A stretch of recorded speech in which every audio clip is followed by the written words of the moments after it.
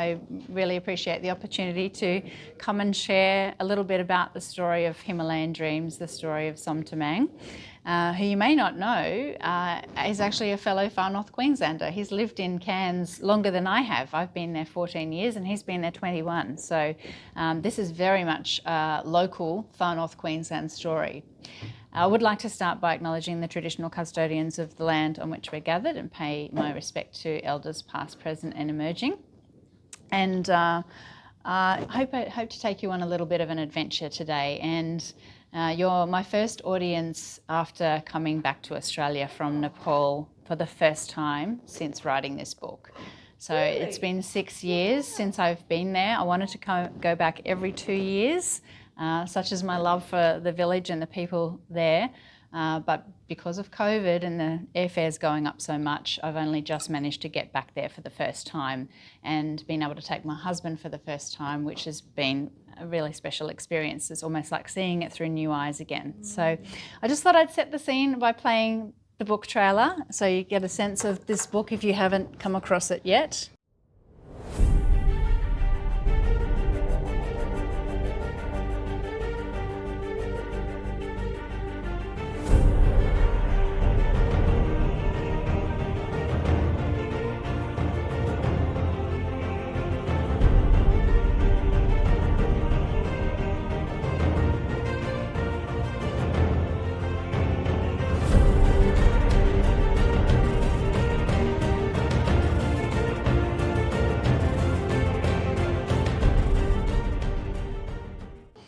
So very exciting.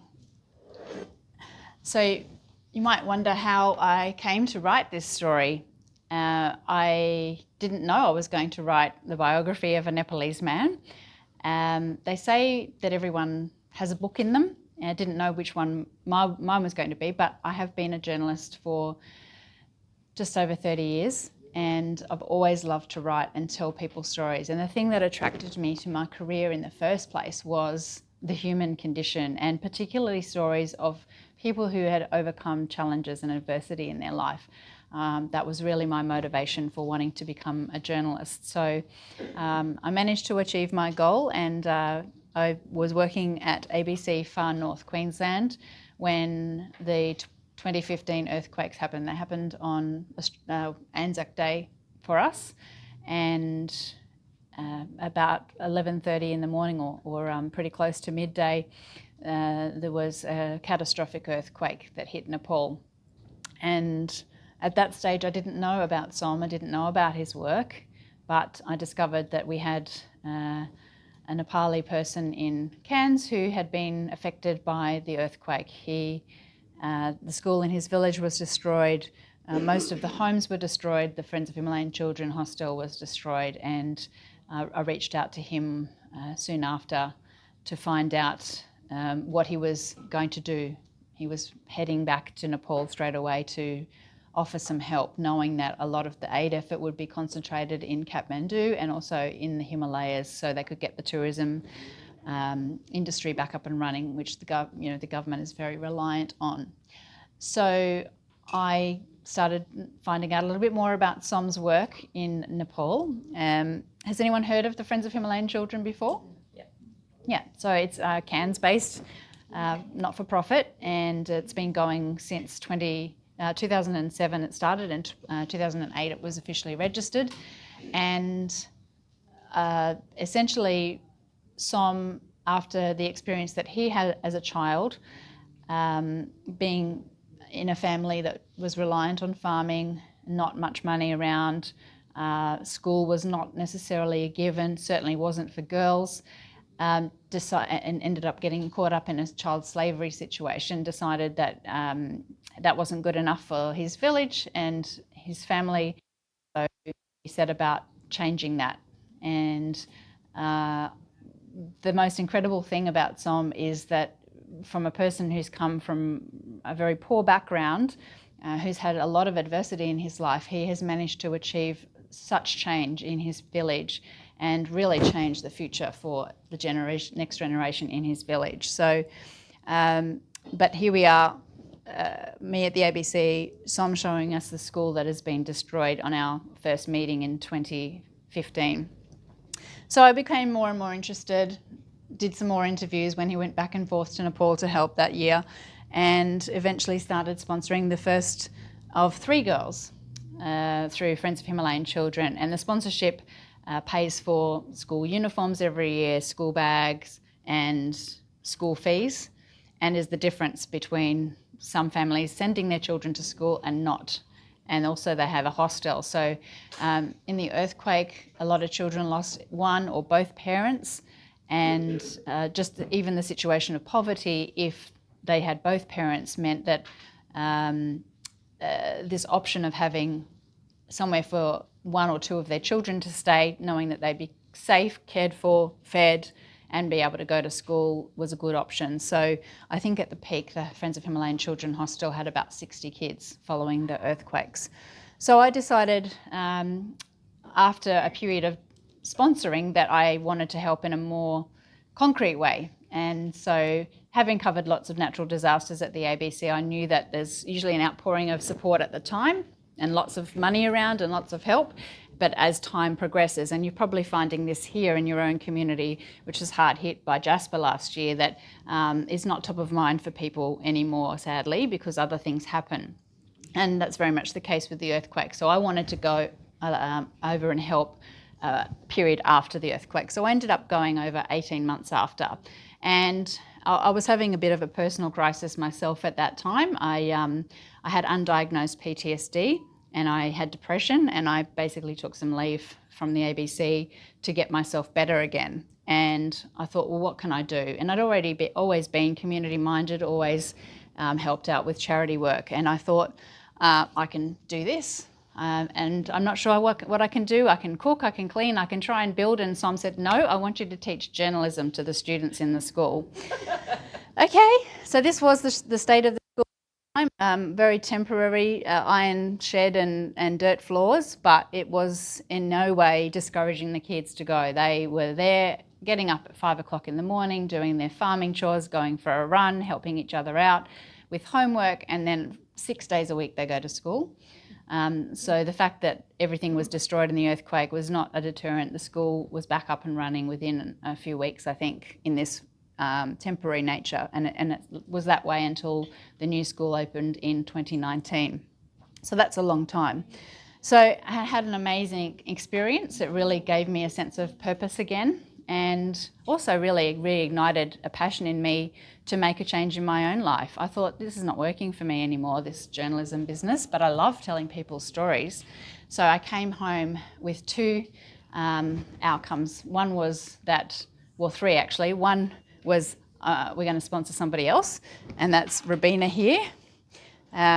She really inspired me in my classroom. She was the most diligent student, always wanted me to give her more work, and even at the hostel at night she'd be like, can you teach me more things?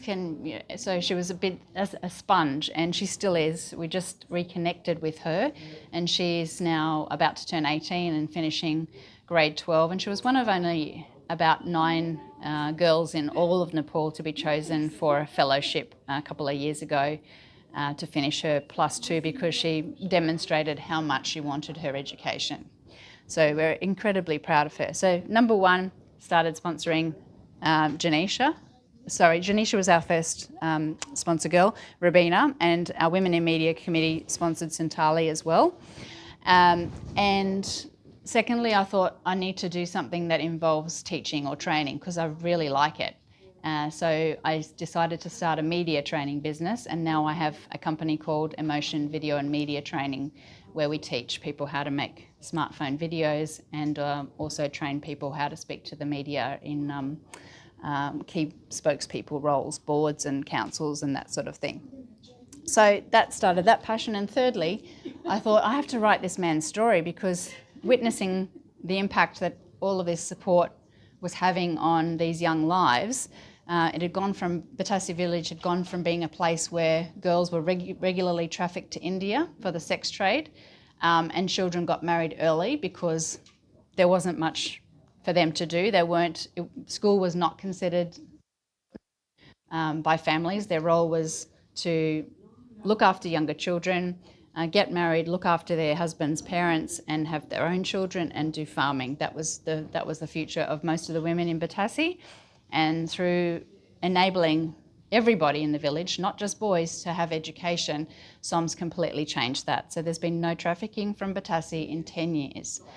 And he also started a trekking company called Take on Nepal, focusing on women guides, so that girls, instead of working in factories or doing menial work for little money, can now have as much income as the guys and support their families and make different decisions and learn English and all of the good things that come with working in the trekking industry.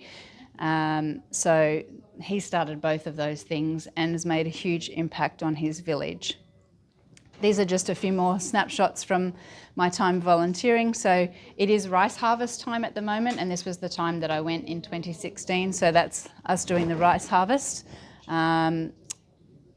There's no guarantees of electricity, so even when the lights go out, the kids are still in the books studying at night, joyfully walking to school. And it's so lovely seeing these faces of these young boys. I've just been back there, and they're all adults now, so 18 and 20, and they're starting their lives as young adults and young leaders in the community. And this young lady, I immediately recognised her when I was checking out of our hotel in Kathmandu. She was on reception, and she's employed in a hotel in Kathmandu now, Pema. So it's just been the most wonderful experience going back there. And the right-hand side there is Janisha's family when I first visited in 2016. And on my right, Angel, or Kumari Tamang, as she's known, was one of our trekking guides in 2018. And you'll read in the book a little bit about her story, and I'm incredibly proud of her for standing up to her father and saying, I would like to go on this trek. She was still at school and he didn't want her to be out of school. I understand that. But she's like, I want this opportunity, and she fought for that and she got it. And then her father was extremely surprised when she came home with lots of money that she'd earned off her own back on this trek. So again, first time in the village. I only crossed over with Som by half a day. Most of the time I was in the village, I was on my own, which was a little bit scary, but again, didn't take long before it wove its magic on me, and I felt that kind of magic when I was back there last month. It's just the warmest, kindest place. The mountains are incredible. You're looking at the Himalayas, the green terraces of the rice and the millet that's being grown, and even though people don't have a lot, they're very willing to share it with you. So there's incredible generosity there that I've never seen the like of anywhere else. And this is when I came back and did a TV story for ABC about Som's efforts to raise money through an ultra trail event. So this is Som as a young boy, as a 5-year-old going to school. His mum had to sell a homemade alcohol to raise money for his school uniform, and to continue with his education he would be very enterprising, selling berries down in the villages hours below, and trying to bring things like bananas back to the village that weren't locally available. The next photo is his sister Fulmaya. So this is very much how a young girl would have looked if she had continued on that path of farming, getting married early and the like. But you'll see the difference that has been made to Fulmaya in that photo on the right. It's the same person. You wouldn't believe it, but this is an empowered woman who now has a Bachelor of Pharmacy, a social work degree, and is now living and working in Australia, and also one of Som's main trekking guides for many years. So it was really inspiring to me to see the impact that he's made, and I thought, this needs to be a book, right?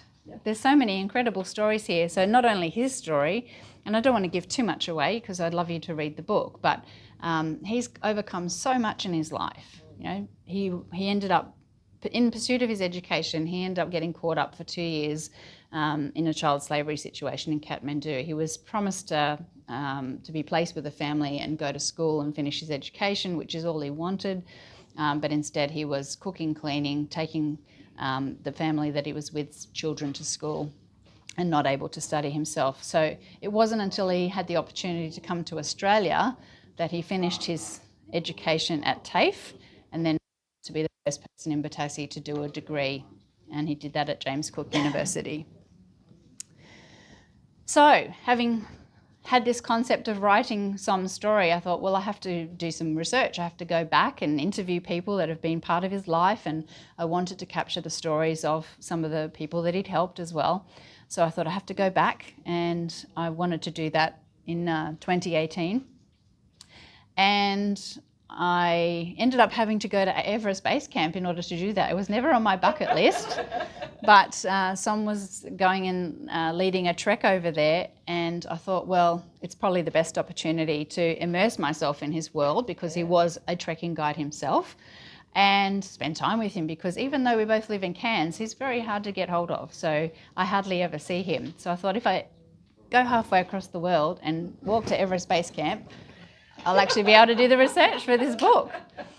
And it was a beautiful experience, very bonding. It was a women-only trek, apart from Som, so we did have male guides and porters, but the participants were women, and it was a very bonding experience. And you can see all these beautiful faces of the women guides here. And this is Kamari, the sister of the girl we sponsor that I talked to you about. This is Bamaya, who was in my class in 2016, and Anita and Sangeeta as well. And then Samjana, her story is also in the book. And then we have Rita. So this photo was taken shortly before this one. I knew I was going to write the book, so I thought I'm going to lug my professional camera all the way to Everest Base Camp, because I need an extra bit of weight in my pack. But I'm so glad I did, because I captured this image. I had to shoo everybody away for a minute to get Som on his own. But yeah, that really captures the joy and his sense of purpose and everything. So very proud of that. And I'm just going to play you a little video that I recorded when I was just there, reuniting with Bimaya and Samjana.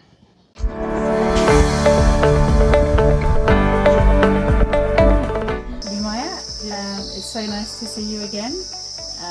Bimaya was in my class in 2016, and then 2018 she was part of my amazing Strong Women crew going to Everest Base Camp, and that's where I interviewed Bimaya for Himalayan Dreams. And it's so amazing to see you now that the book is out. I want you to tell us what's been going on for you since we saw each other. My life is really hard. After 4 or 5 years, COVID, I'm married, and after 3 years going back trekking, and yeah, my baby is 3 years old, and yeah, I like trekking, and I'm go back trekking. Very beautiful views and different village, Yeah, and different people. yeah, different people, different trek. Yeah. What is your favorite? My favorite trek is Annapurna and Everest Base Camp trek. And best trek is Annapurna. And you're the first woman to have a baby and go back to trekking for Nepal? Yes. How does that feel? I'm very proud, I'm very happy. And after married and go back trekking, I like this trekking. And yeah, I'm so happy. You're setting example for other young women. Samjana and me married and go trekking. I like this trekking. And yeah, I like this job. Some staff in Nepal are also now runners, making them good role models for the younger children. It also made them extremely well suited to working at high altitudes in the Everest region, where fitness was paramount. Among them was Som Tamang. Women empowerment! So special to reconnect with these women, and so proud of them for not ending their careers when they got married or had children. So that's pretty groundbreaking in Batase. I also met some interesting people that I didn't anticipate I would when I started on this project. It was quite a surprise to me. I thought I'd just be writing about this man and the people in the village that he'd helped, but all these other characters started emerging. And I thought, well, I'm going to try and get interviews with them, and that was quite a challenging process. So I drew on all my journalistic smarts and was able to track these people down for interviews.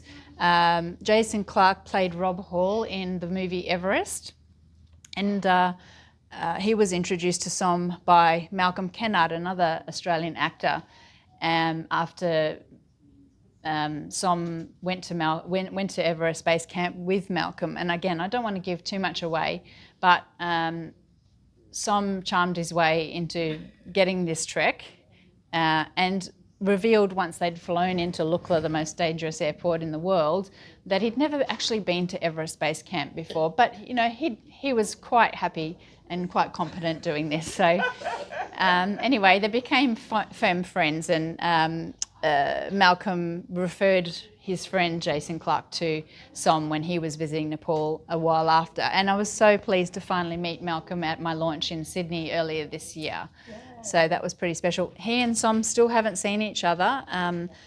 So when I found Malcolm, he didn't know what had happened to Som afterwards. So was so happy to learn that after 23 years, Som had come to Australia and made a life here. Som made an impression on these men, and they in turn are part of the reason that Som ended up being here in Australia. And Conrad Anker is a famous mountaineer, and he's been interested in the work that Som's done with the women guides, and has also helped some of the women do extra training. And Julius Dreyer is someone you've probably never heard of, but he had a German. He was German, presented as a German backpacker, ended up being a tech millionaire, and was so impressed when Som took him to his village that he provided the first seed funding to get the first buildings built, to make everything else that happened happen, the extension of the school and the building of the hostel. So he was the first one that believed in Som's vision in a financial way. But really interesting talking to all of those people. So just wanted to share some photos of the most recent visit. This is 2018 when I was back there, and Janisha's younger sister was a baby then, and then she's got her other sister here, and that's her. So this is the baby, this is Pasang here, and that's Janisha, and then her older sister Kumari. They came to Kathmandu to meet us, and then we saw them again in the village. I haven't got that photo there, but we went and saw in the village, saw her mum and uncle and auntie. And then on the right-hand side, we finally got to visit Rabina's home as well, which is about an hour away from Batase, and meet her 3 younger sisters as well. So I can't describe how special it was to spend time with the girls that we've been supporting. And Friends of Himalayan Children isn't like World Vision, where you get a nice kind of package and a photo of your child and something regularly. It's a volunteer-run organisation. So what that means is there's not a lot of communication in an official sense, but they're all on Facebook and they're sharing what the kids are doing and how the funds are being distributed all of the time. And you can actually connect with those you are sponsoring as well. So it's for me, it's been a really great investment, and to see these young lives growing up before you and having those connections has been fantastic. So I just wanted to play a little video from the last night in Batase. We were there for 10 days, and unfortunately it was festival time and the school had decided to close between the festivals this year. So the children left 2 hours before we arrived, and they didn't come back till the day before we left. But we had one night together and it was beautiful, and the next morning, so just had an opportunity to share some time with them. I'm so excited to finally come back to the village after writing the book, and to show my husband why I fell in love with Batase village and with all of you. And you work so hard, you continue to inspire me, and I want you to just keep going with your goals. Don't ever think that any dream is too big, because you can achieve anything. When I came to Nepal, Batase first time, I was not in a good place. And being here with all of you really helped me. So I went home feeling like I had a new life and a new purpose. And since then, I've started my own business and I've written a book. So it doesn't matter where you come from, doesn't matter what you have. If you have determination and good heart and support, like Som, then you will achieve your goals.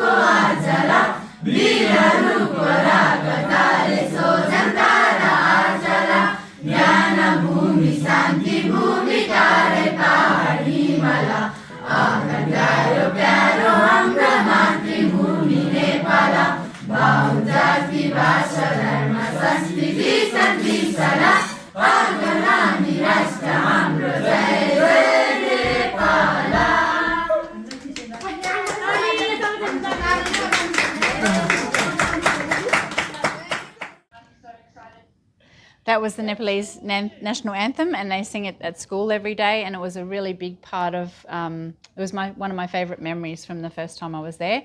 So I asked them specially, I said, can we please sing the national anthem together? And it was a really special way to reconnect and close out our time in Batase. So if that hasn't made you fall in love with Batase village and the people who live there, I don't know what will. While I was in Nepal, I also did a series of talks as well, because I'm on a mission through this book to help raise money to support more children through Friends of Himalayan Children Hostel. But the key thing for me is to raise money for the finishing of that school. So when Som went to school, it only went to grade 5, which is why he tried to go and finish his education elsewhere. He managed to grow the school to grade 10, which is a huge achievement, but has been trying for many years to get the last 2 years of school finished, because at year 10, kids either drop out or they have to find the means to go and stay in a village at least 2 or 3 hours away. And that's expensive. So his dream and my dream is to finish the last 2 years of school. They've got the land there, but they just need to get the money to build the buildings and a hostel for more children there at the school, and teachers, to get good quality teachers there. And then everyone can finish their education at Batase. And that really does work against the idea of child marriage and trafficking, because if people can stay in their education, it means they're adults when they're leaving. So I did my Nepal launch in the Australian Embassy. So this is the Ambassador Leanne Johnson. I was really thrilled to be able to do that a couple of weeks ago.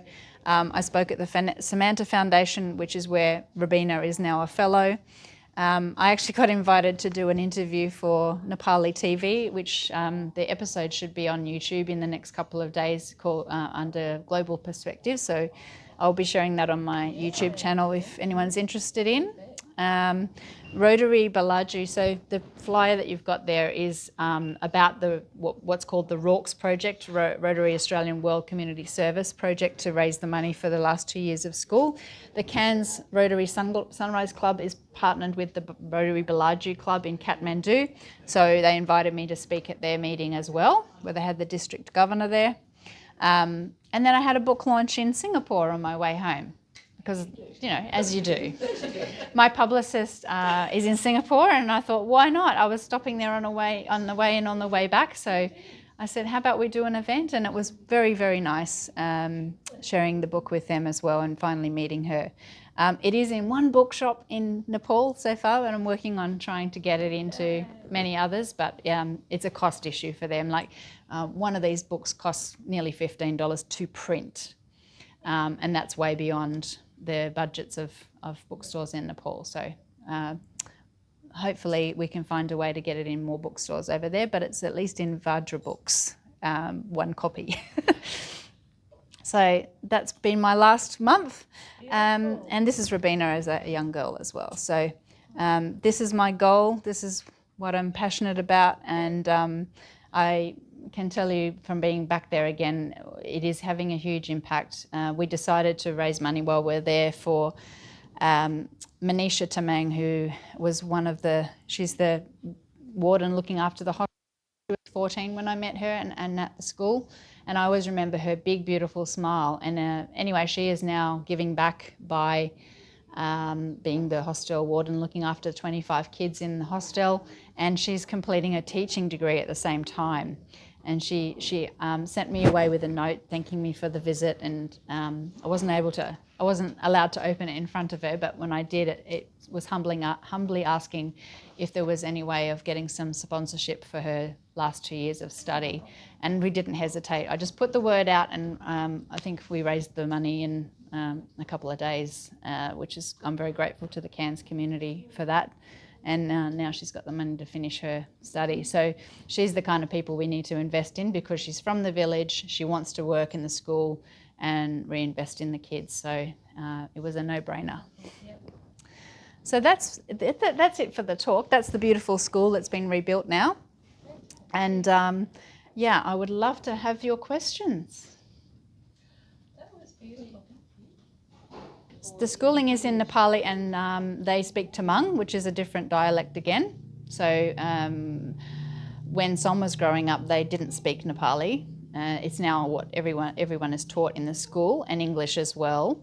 And the kids want to talk in English because they know that's the language of communication and commerce. So they speak a lot more English than I speak Nepali. I've got a few words. I was working on my vocabulary again while I was there, so I was able to speak a few words, but certainly not many phrases. So just one word here and there. I can say that I'm hungry and thank you. Thank you is most important. And that I'm full. You have to say that a lot because they're constantly feeding you. So yes, a few words, but their English is really good. And the more there hasn't been so many volunteer groups going and staying in Batase since the pandemic, so you can notice there's a difference, particularly in the school. They were saying the kids that aren't in the hostel, who are just being in the village, and some of them are supported through Friends of Himalayan Children. Janisha is one of them. But with volunteers not going to the school, they're not getting so much exposure to English, and that's dropping off. So, if you're thinking about a holiday with adults, then go and volunteer in Batase and spend some time in the school, because they just love that exposure to English and to a different way of life. They're there between 10 and 4. So, but they go 6 days a week. So it's a real commitment. They only have Saturday off, and Saturday is usually when they're washing their clothes or going and getting supplies or helping in some other way. And they're living in a farming community, and there's animals that need to be fed every day. There's grass that needs to be cut and rice that needs to be harvested. So and on top of their commitment to schooling, they're also working and helping with the farming chores as well. So it's a long day for them. And then it doesn't end there. I mentioned when they're getting up in the morning, they're often going for a run or doing some kind of exercise, but they're doing homework before school, and then they come home and they've got an hour of playtime, and then they are studying after school. And in the hostel, there's a program every single night where they're on a roster of children that have to do a performance or present some kind of work. So they're constantly, I suppose, building their skills and their education as well.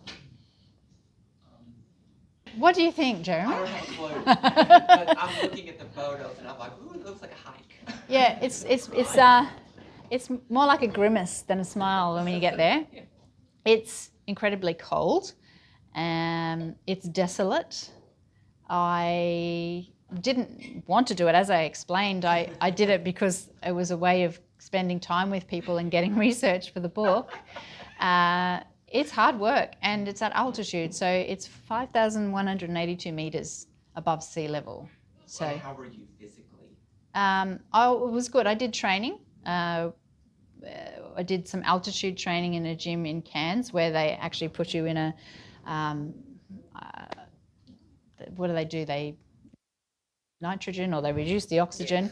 Anyway, and you're doing an exercise routine to get your heart and your body used to labouring. I found I've posted a couple of videos where you can hear how I'm walking at the time, and I'm walking up to the hostel, and it's only 1,800 metres above sea level there, but you can hear I'm labouring with my breath. Wow. And that's a lot lower than base camp. So by the time you get there, you're physically exhausted from the exertion of walking there over several days, and you're at altitude, and it's cold, and you have probably got a cold by then. They call it the Kumbu cough. So I did that, and then if you're really unlucky, you get altitude sickness as well. So it is tough. It is by no means a walk in the park. Would I do it again? No. Am I glad I did it? Yes. Yeah. So it's the villages that you're walking through on the way up there are what made it for me. They were really beautiful, and you're in the mountains, and it was special, but it is hard work. So the festival actually happened before the children were there. So it was very special to share that with Som's family. We were looked after as if we were family members, and I'm really grateful for that. And these are connections that I've had for 8 years now. But they welcomed Sean in my husband for the first time. They hadn't met him before. The Batase festival is the biggest Hindu festival in Nepal, and even if you're from a different cultural group, which the Tamang people are, they have a different religion, but everyone observes Batase. They love their festivals over there. In fact, there's been 3 this month. There's foods that are available that you don't normally get to eat. So normally it's a largely vegetarian diet in the village, but while we were there, it was buffalo on tap and goat. So we ate lots of goat, and we got to share the Batase meal with Som's family, and the buffalo was killed that day. They were breaking it down, and we were eating all the different parts of the buffalo, the blood, the intestines, and they were drying out the meat on skewers for use over the next 2 months. So that was very special to be there for that. The first time I went to the village was in the Tiha festival, which runs over several days, and on different days they honour different things. So one day's for the brothers, one day's for the sisters. They even have a day for the dogs. Excellent. So, it was a bit of a low-key festival time for the village, or certainly Som's family this year. Unfortunately, he lost his father a couple of months ago. And he was a very important man in the village. He was the shaman and the witch doctor. So he had a funeral over 21 days. So the practice in the village when somebody dies is you don't do what they call tikka, where you see the red rice or marking. They don't do that part of the festival for a couple of years as a mourning period. So we had the food part, but not the full celebration. And if you're looking at photos of Nepal from the last week or two, you'll see that it's all about the marigolds. The marigolds were all ready for picking when we were there, and there's lots of marigold garlands and mandalas that are part of the Tiha and the Diwali festival. So yeah, it's a very colourful place. I think it just embodies the hard work and the mountains that Som has had to climb in his life. I wanted it to be something that people wanted to take off the shelf in a library or a bookstore. So it had to be visually striking. And yeah, he's this man who you saw as a 5-year-old. He's standing proud, and he's got this legacy of helping lift his whole village up and giving them a different future. So yeah, it was part wanting the book as a physical book to appeal to people, and partly embodying what he's been able to achieve and overcome in his life to achieve it. Thank you. You're welcome. Thank you for your great questions. When are you going back? Hopefully sooner rather than later. I've said within 2 years, and one of my really good friends over there, Anil, who is now the president of Friends of Himalayan Children in Batase, met his love a few months ago, and they're planning to get married in 2026. And I said, well, that's a good excuse to come back. My husband is possibly planning to go over there sooner because he loves it so much and the people, and he's working in the kind of agriculture development sector, so he could just see all this potential for exchanges of help, and so it could be even sooner, but hopefully 2 years maximum. Will the school be finished then, do you think? I don't think so.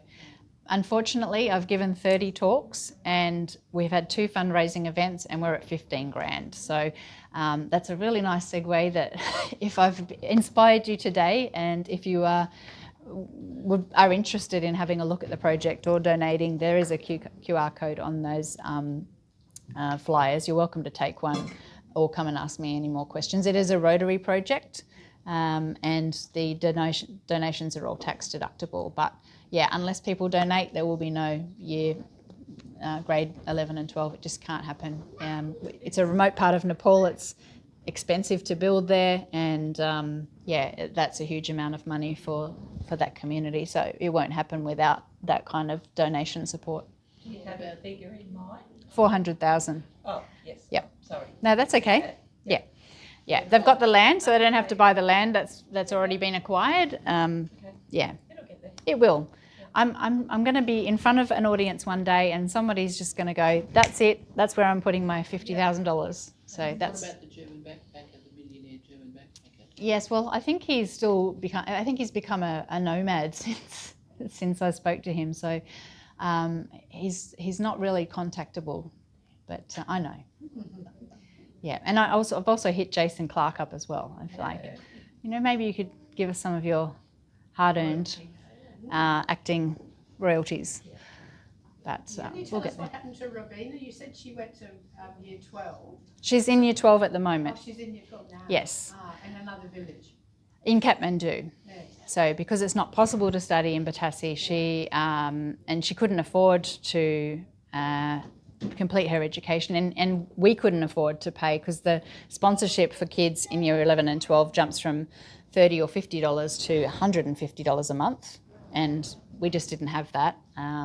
So I did crowdfund, thinking that's how because I didn't want to let her down. She's so committed to her education. We had to find a way, but she ended up finding her own way and getting one of these scholarships. So we've been able to give some support to the Samantha Foundation, which is also dependent on to do what it does, which is supporting high achieving and determined individuals from low socioeconomic backgrounds to complete their education, and they have wonderful mentorship and support for them as well. So they're providing a lot of career guidance. When I first met her, she really wanted to be a nurse, but academically they've sort of steered her in a different direction, which could be a pathway to nursing, but at the moment she's doing more computer IT based study.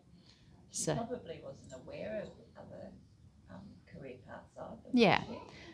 Maybe not, but yeah, what I do know about her is that whatever she decides to do, she will make happen, and we will help her.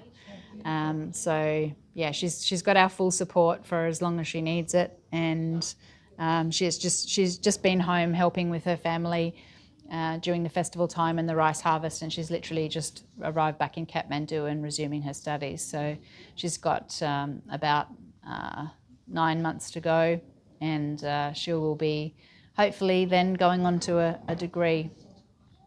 And maybe we'll see. Kathmandu? Will she stay in Kathmandu? I'd say so. Actually, one other girl from the village who got the same scholarship a year beforehand she was so impressive that she ended up getting a scholarship to study in America. So she's now completing her degree in America. So we'll look at those opportunities. I don't know if there's any of those opportunities in Australia, but we'd definitely love to have her. JCU, yeah, we'd just definitely love to have her here completing a nursing degree or whatever else she decides to study. Yeah. yeah, she's a very impressive young lady, and she came with us to the Australian Embassy, and she sent me a message the day before saying, "Oh, do I need to talk? Do I need to prepare anything?" And I'm like, if you are willing to stand up and talk about your journey, I would love that. And she did, and she did such a brilliant job, and kind of made it real for because it's all well and good for me to relay stories and talk, but to actually have someone from the village who's been through the support of Friends of Himalayan Children and is now well on the path to becoming a young leader, it meant so much more.